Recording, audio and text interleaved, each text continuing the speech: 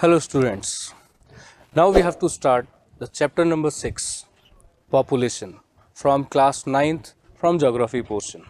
Students, it is very important chapter because we all comes under this population.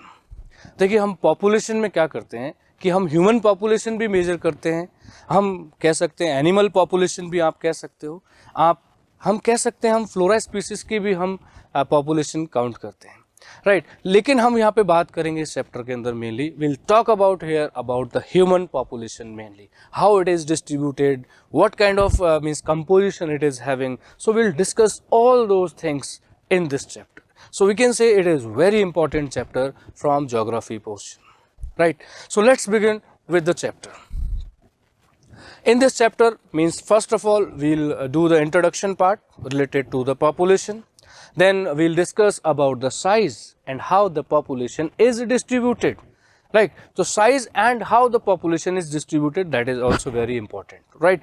Then we have to discuss India's population distribution by density.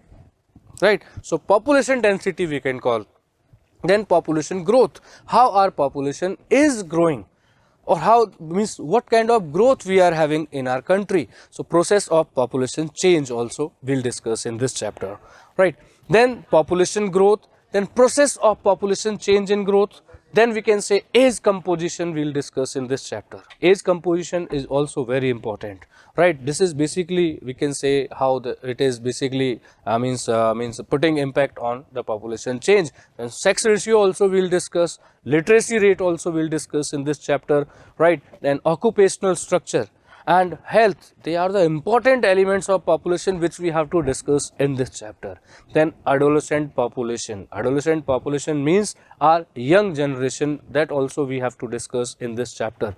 At the end we will conclude this chapter with national policy, or we can say national population policy, and we can also say relation with NPP, National Population Policy 2000, and adolescent population, right? So let's begin with the introduction part from this chapter. Population means basically we can say that people make use resources. We all know that what is resource we can say everything which is available in the environment which satisfy human needs, that is basically called a resource. So they are also considered as resources having different quality. So population is basically we can say the important resource which is dealing with the physical environment, which is developing various kind of technologies, who is developing various kind of institutions. So population is very important resource for any country, right?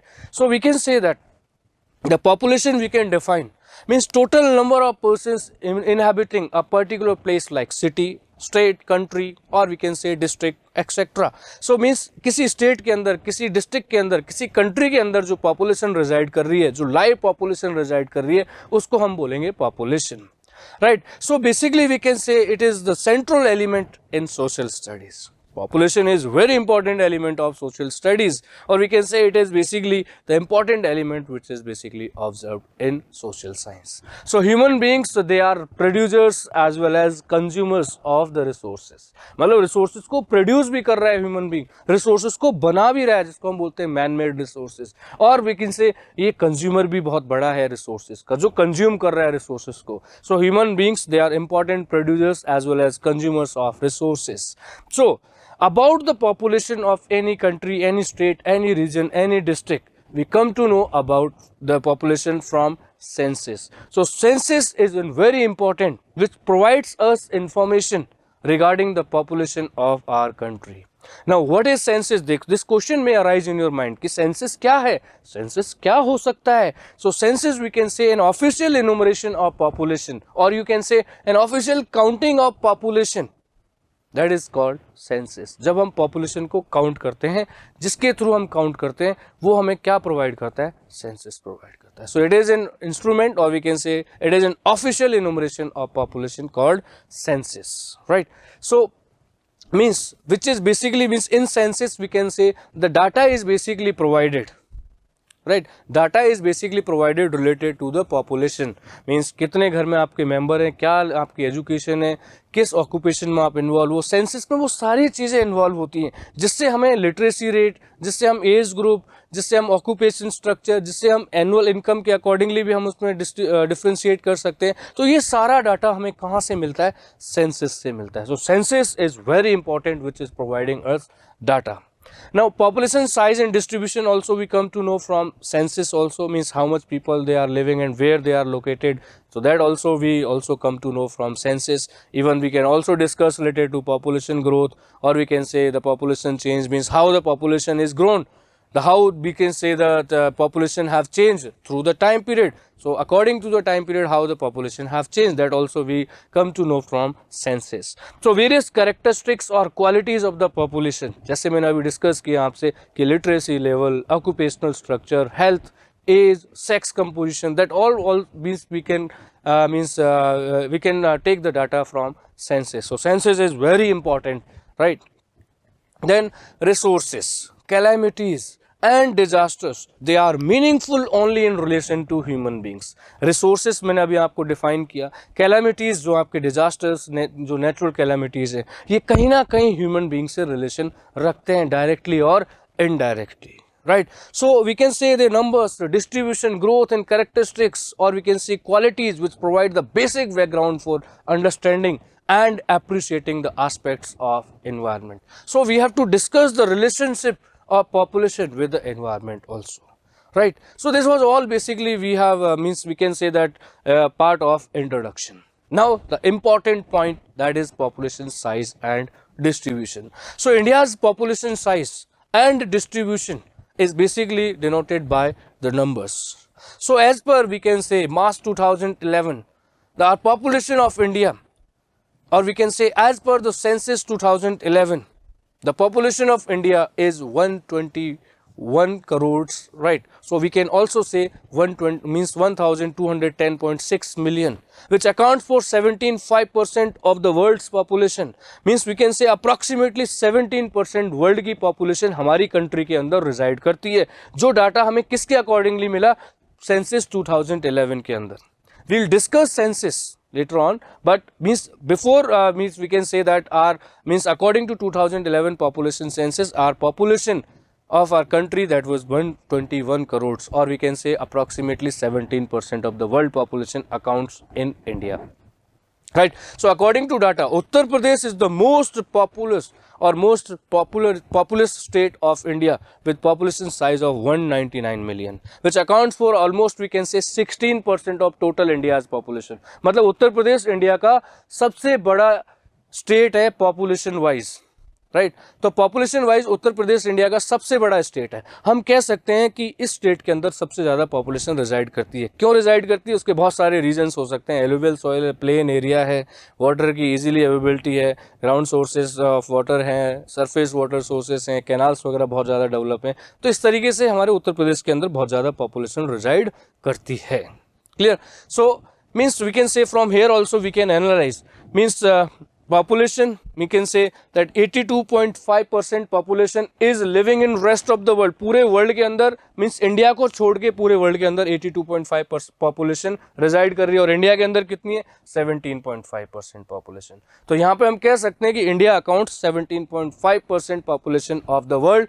And in India means we can say if we talk about means in India means 97.6% is population. Basically we can say means area. If we talk about the area of the countries, means 97.6% area that basically accounts in the rest of the world, and India only accounts 2.4% area. तो हम कह सकते हैं कि छोटे से area पे बहुत बड़ी पॉपुलेशन रिजाइड करती है. So we can analyse from here the density of population in India is high as compared to several countries of the world, right?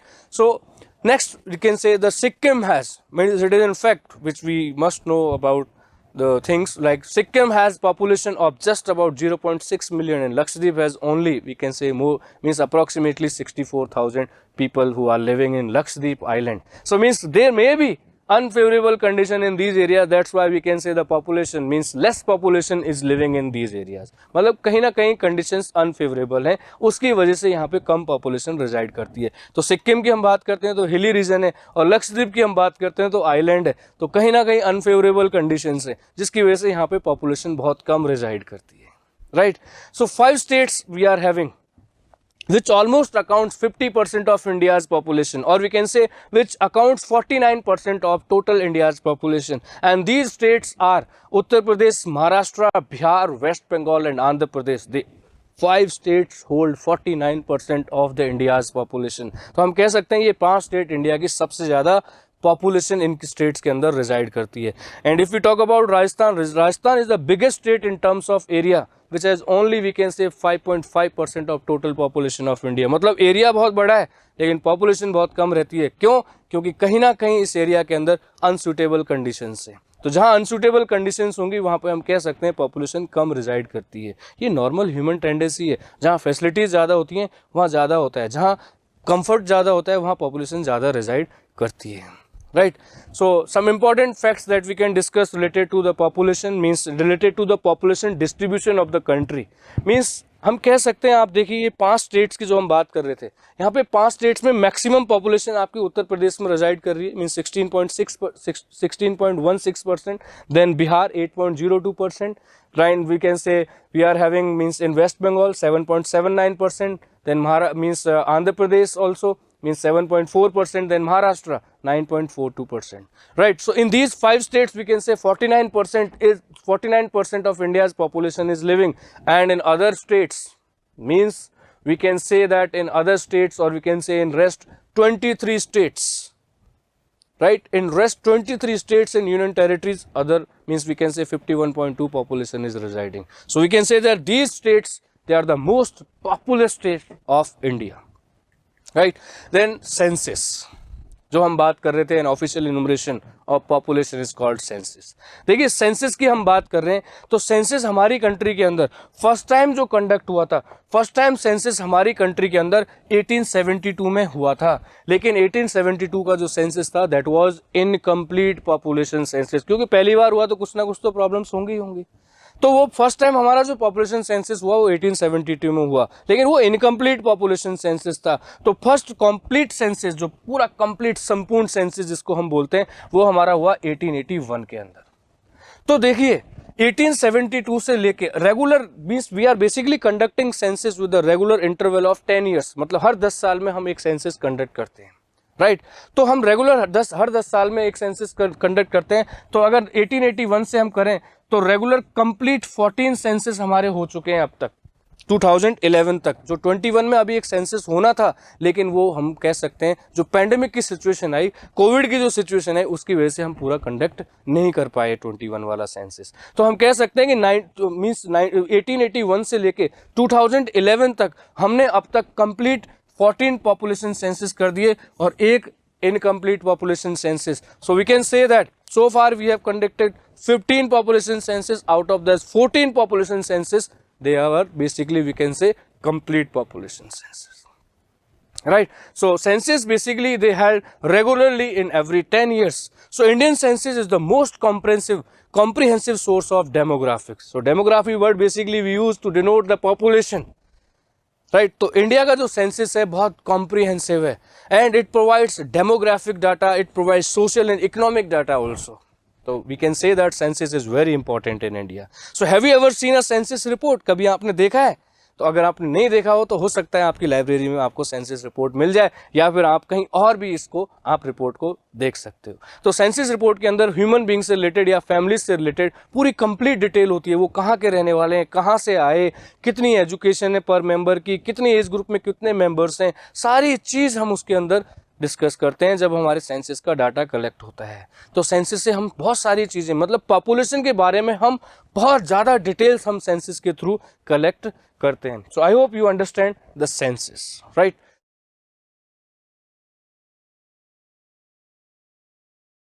Means population growth and population means process of population change. Now population is basically, as I told you earlier also, it is dynamic phenomena, or we can say it is very important phenomena. So the numbers, distribution and composition of population, they are constantly changing. ये कभी constant नहीं रहती है, हमेशा change होता रहता है. तो ये नंबर्स में चेंज होगा, या फिर डिस्ट्रीब्यूशन में चेंज होगा, या फिर हम कह सकते हैं कंपोजिशन में चेंज होगा पॉपुलेशन की. तो ये चेंजेस होते रहते हैं, और हम इस चेंजेस का कहाँ से पता लगाते हैं? सेंसस से, right. So this is the basically we can say influence of interaction of 3 process.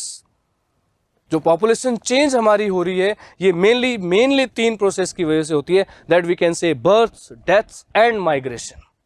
तो बर्थ रेट, डेथ रेट और माइग्रेशन, ये हम इनको कह सकते हैं components of population change also. तो 3 हमारे इंपॉर्टेंट कंपोनेंट है, birth rate, death rate and migration, right. So we'll discuss about birth rate, death rate and migration also, right. So population growth की हम बात कर रहे हैं. देखो, there is little difference between growth and development. Growth can be negative, growth can be positive. Growth negative भी हो सकती है, ग्रोथ पॉजिटिव भी हो सकती है, लेकिन डेवलपमेंट क्या होता है? हमेशा पॉजिटिव होता है. And development always moves with positive growth. अगर पॉजिटिव ग्रोथ होगा तो ही डेवलपमेंट होगा. So we can say that development is qualitative change, मतलब क्वालिटी में इंप्रूवमेंट, फैसिलिटीज में improvement, that is called development.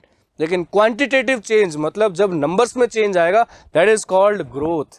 So here we used to called population growth. तो growth basically we used to measure between 2 points of time. हम growth 2 पॉइंटों में major करते हैं. जैसे for example हम ले सकते हैं कि 2001 का पॉपुलेशन सेंसस और 2011 का पॉपुलेशन सेंसस. अब हमें यहाँ पे ग्रोथ पता करनी है कि पॉपुलेशन ग्रोथ कितनी हुई है, राइट. तो पॉपुलेशन ग्रोथ का एक फॉर्मूला है जिसके थ्रू हम पॉपुलेशन बेसिकली ग्रोथ मेजर करते हैं. जैसे हम कह सकते हैं, मैंने आप लोगों को बोला कि पॉपुलेशन ऑफ 2001, तो हम कह सकते हैं यहाँ पे 10.2 करोड़ थी, ठीक है, 2 करोड़ थी. लेकिन पॉपुलेशन आपकी 2011 में पॉपुलेशन कितनी है आपकी? मैंने जैसे अभी थोड़ी देर पहले डिस्कस किया, 121 करोड़, ठीक है. तो अब हमें पॉपुलेशन ग्रोथ पता करनी है. तो पॉपुलेशन ग्रोथ कैसे पता करेंगे? We are having a formula to denote the population growth. मतलब यहाँ पे देखिए आप, ये हमारा P हो गया, ये हमारा P1 हो गया, ठीक है. तो P1 minus P upon P into 100 अगर जब हम कर देंगे तो वो हमारी क्या आ जाएगी? ग्रोथ रेट आ जाएगी. मतलब हमारी पॉपुलेशन ग्रोथ रेट अगर हमें मेजर करनी है, यहाँ पे थोड़ा सा डिफरेंस है. पॉपुलेशन ग्रोथ की अगर हम बात करेंगे तो यहाँ इंटू 100 नहीं करेंगे, लेकिन अगर रेट अगर वर्ड आ जाता है तो रेट में आपको क्या करना है? इंटू 100 करना है, डिवाइड बाय P करना है, तो आपकी क्या आ जाएगी? वहाँ ग्रोथ रेट आ जाएगी. लेकिन हमें सिर्फ ग्रोथ का पता करना है, तो ग्रोथ सिर्फ हम इन दोनों के बीच का डिफरेंस पता करेंगे कि 2011 में पॉपुलेशन कितनी थी? 121, और 2001 में पॉपुलेशन कितनी थी? 102. तो दोनों को माइनस किया तो कितनी पॉपुलेशन ग्रोथ हुई हमारी? 19 करोड़. तो कैसी पॉपुलेशन ग्रोथ हुई? पॉजिटिव पॉपुलेशन ग्रोथ हुई हमारी. तो यहाँ पे population growth can be negative, can be positive. अगर हमारी पॉपुलेशन ग्रोथ हो रही है, ज्यादा हो रही है, इंक्रीज हो रही है, तो वो पॉजिटिव पॉपुलेशन ग्रोथ होगा, और अगर पॉपुलेशन डिक्रीज हो रही है तो वो नेगेटिव पॉपुलेशन ग्रोथ होगा, राइट. और हम ग्रोथ रेट की बात करेंगे तो ये ग्रोथ रेट का फॉर्मूला है आपका, P1 minus P upon P into 100. तो ये आपका ग्रोथ रेट का फॉर्मूला है, राइट. और अगर हम बात करें यहाँ पे एनुअल ग्रोथ की, तो annual growth of population basically we are having formula. तो ये सारी चीजें अप्लाई होंगी, and we can divide that by 10. जब आप 10 से उसको डिवाइड कर दोगे, राइट, तो 10 से जब आप डिवाइड कर दोगे तो एनुअल ग्रोथ रेट आ जाएगी आपकी. नॉर्मल अगर आप 10 से डिवाइड नहीं करोगे तो बेसिकली आपकी ग्रोथ रेट आएगी बिटवीन 2 पॉइंट्स ऑफ टाइम. लेकिन अगर आप एनुअल ग्रोथ करोगे तो 10 से आप डिवाइड कर दोगे तो आपकी एनुअल ग्रोथ रेट आ जाएगी. I hope you understand. We also use to call means natural growth rate, and we can say induced growth rate, right. तो नेचुरल ग्रोथ रेट कौन सी है? Which is basically we can say difference between birth and death. जब हम birth और death के बीच में difference करते हैं वो हमारी नेचुरल ग्रोथ रेट है. लेकिन हमारी जब हम कह सकते हैं कि इंड्यूस ग्रोथ रेट मीन्स अगर हम induce growth rate basically we can say means difference between birth and death. And natural growth rate की हम जब बात करेंगे तो birth minus death plus net migration हम लोग कर देंगे, तो उसमें माइग्रेशन को भी इंक्लूड हम कर देते हैं. So I hope now you understand the population growth. So we can say the absolute is calculated by simply subtracting the earlier population from the latter population. मतलब P1 माइनस P अगर हम कर देते हैं तो हमारी क्या आ जाती है?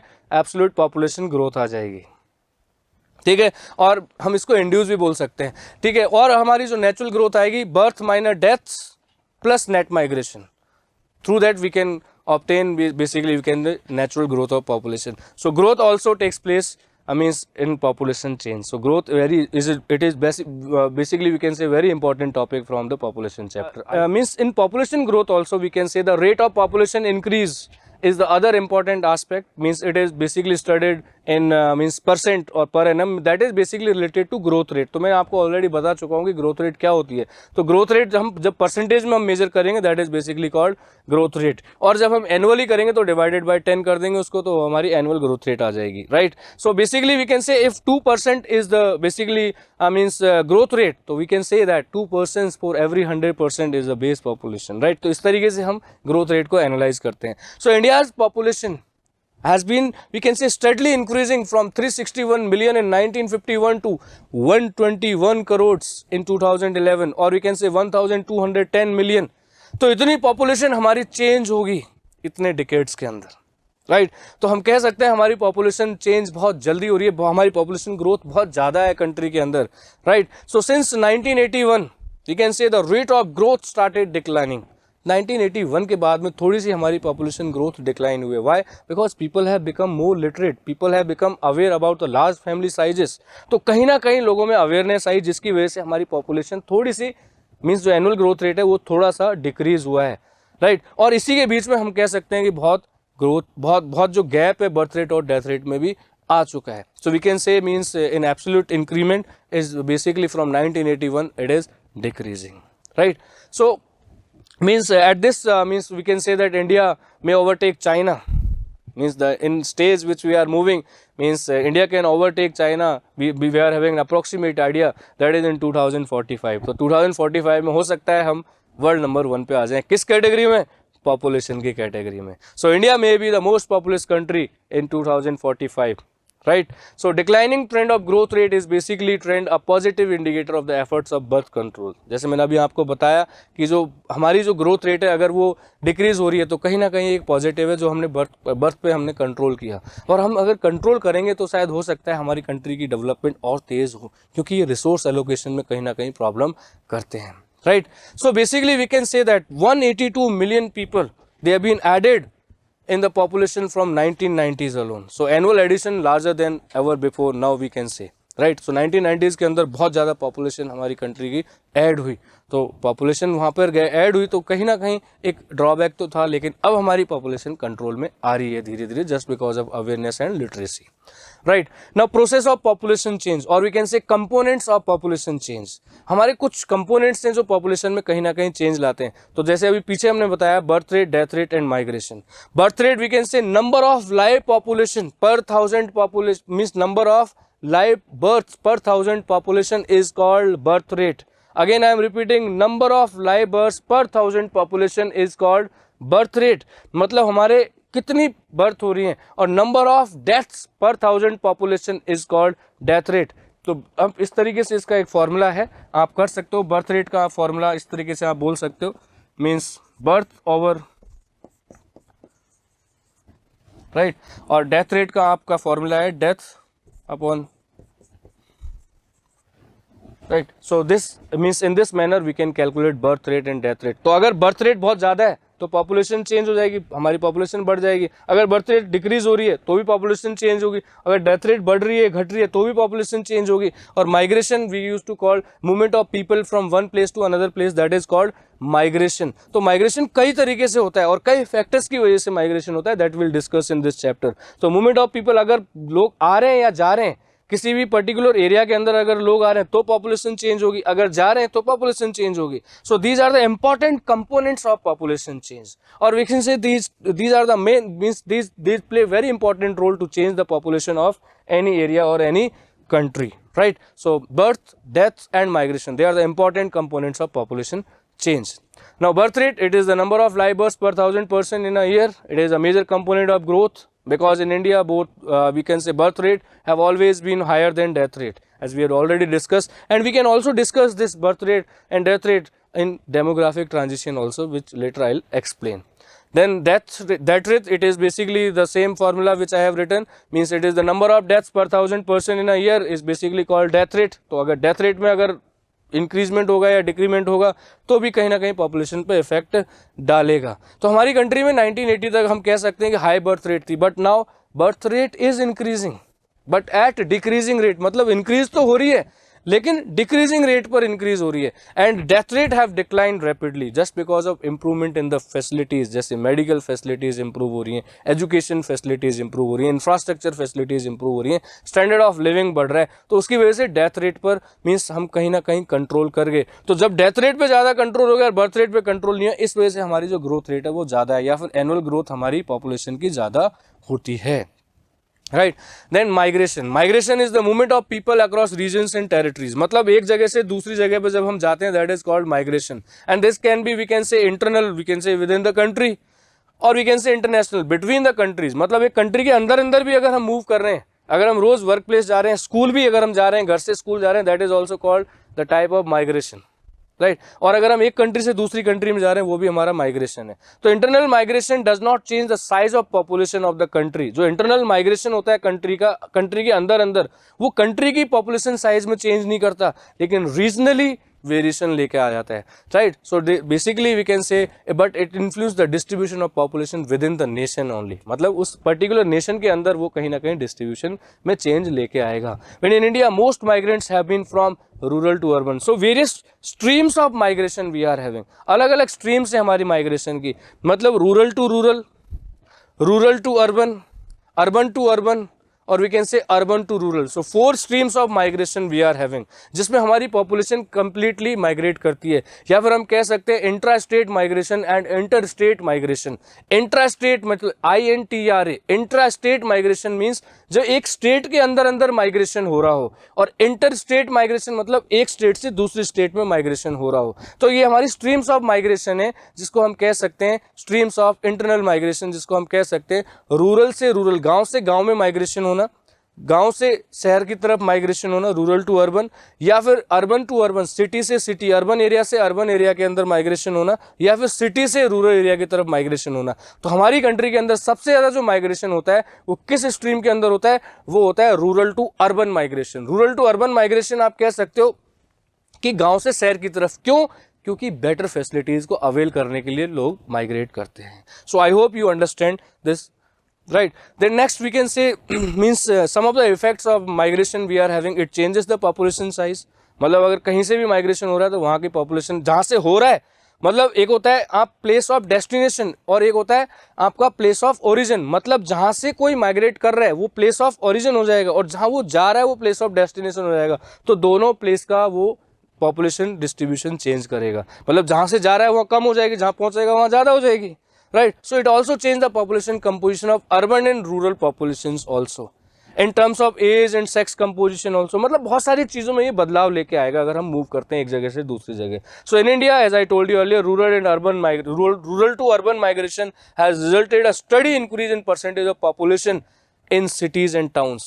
मतलब सिटीज़ और टाउन्स के अंदर अब पॉपुलेशन बहुत ज़्यादा बढ़ रही है. क्यों? पब्लिक हमारी बेटर फैसिलिटीज़ को अवेल करने के लिए सिटीज़ की तरफ मूव कर रही है. या फिर हम कह सकते हैं 2 तरीके के फैक्टर्स हैं, एक पुश फैक्टर्स और एक पुल फैक्टर्स. तो पुल फैक्टर्स वो होते हैं जो हमें अट्रैक्ट करते हैं, जो लुभाती हैं चीज़ें.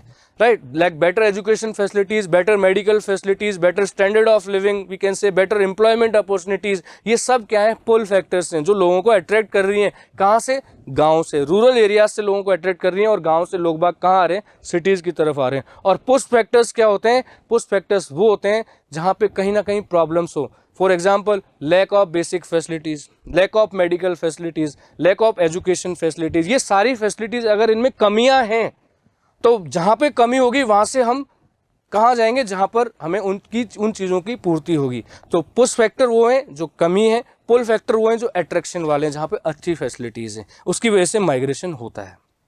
Right. So urban population has increased from 17 means it is basically we can say in urban area we are having 17.29% population, total population in 1951. इतनी कम population थी urban area के अंदर पहले, लेकिन अब facilities वगैरह बहुत improve होगी.